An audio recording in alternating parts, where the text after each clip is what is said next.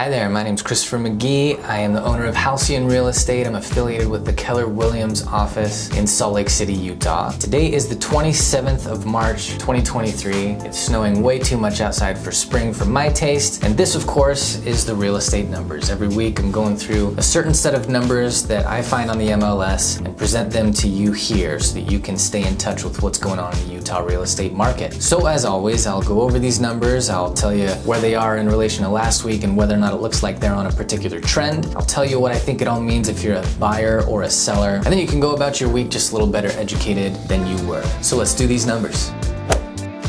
All right, our first number, as always, is our inventory. And our inventory, as of now, sits at 6,613. That is down from last Monday, just about 35. And it is continuing an overall trend of down, although the rate at which it's coming down has slowed down a bit. Our second number is the average amount of time, the average number of days that a property is on market before it goes under contract. Right now, that sits at 58. 58 is up from last week, which was 53, and it's the first time it's come up at all for the last couple of months. And that being the case, we're still seeing an overall downward trend. Number 3 is the subtraction of one number from another. We're gonna subtract our average sold price from our average list price to see what the difference is between those two numbers and whether or not, on average, things look to be in favor of the buyer or the seller. So our average list price as of last week was $661,345, and the average sold price last week was $649,803. The difference between those two numbers is $11,542. That is in favor of the buyer, as it has been for some time. Now that's up, what, 1,000 from the prior week? Hard to say if we're getting any particular trends there, but I do believe that what the rest of these numbers are doing will have to force this number closer to zero, at a zero balance between being in favor of buyers or sellers soon. Our fourth number is the number of properties that were sold in the prior week. That number is 446. Down from the prior week, down from a month ago when we had the numbers shoot up higher than we've ever seen it at 807, but not really following a particular trend since then.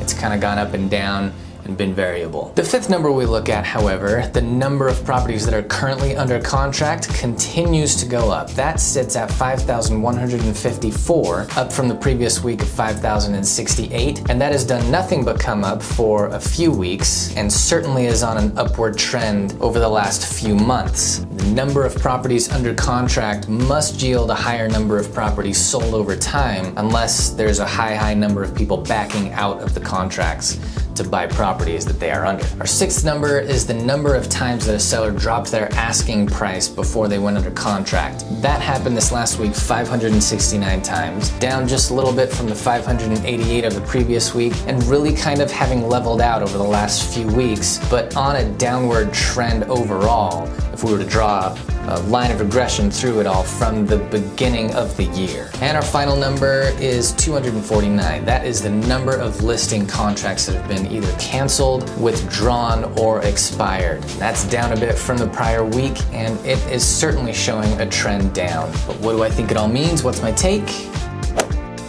Well, it looks like trends are all still moving in favor of the seller, and I expect that the deeper we get into spring, the more those trends will continue. Those are particularly the inventory continuing to come down, the number of contract, the number of under contract properties we have continuing to go up, the number of sold properties we have continuing to go up, and certainly the number of price reductions that we have going down. All those things speak to be in favor of the seller. So it's looking better to be a seller now and in the next coming months than it has looked for the whole prior year. That being the case, while trends are heading in the direction of being in the favor of the seller, that doesn't mean that the current average numbers are actually showing to be in favor of the seller, particularly as shown by our average list price versus our average sold price. That is still on average, in favor of the buyer, but trends moving, as I've been saying for the last several months, to be in favor of the seller more and more. So my take overall is essentially what it has been since the beginning of this year, that this early part of the year may well be the best time to buy real estate if you're thinking to buy real estate in Utah this year. And it's looking better for you as a seller than it has since last early spring. All right, guys, if you have any questions about anything that I've gone over in this video, feel free to reach out to me in the comments. I will check those out and respond. As always, if you or anyone you know is thinking to move in the coming months here in Utah, please reach out to me and let me know. I'll be happy to help. You can reach me on my cell at 801-834-9713. Call or text, whatever's convenient for you. Or of course, you can email me at christopher.mcgee@kw.com. And guys, one last thing as always, if you're interested in staying educated on what's happening in the Utah real estate market, I have not found a better way than to be in touch with what I'm sharing in this video right here. So hit that subscribe and stay a little better educated than everybody else you know on the Utah real estate market. And guys, I'll see you next week. Thanks for watching.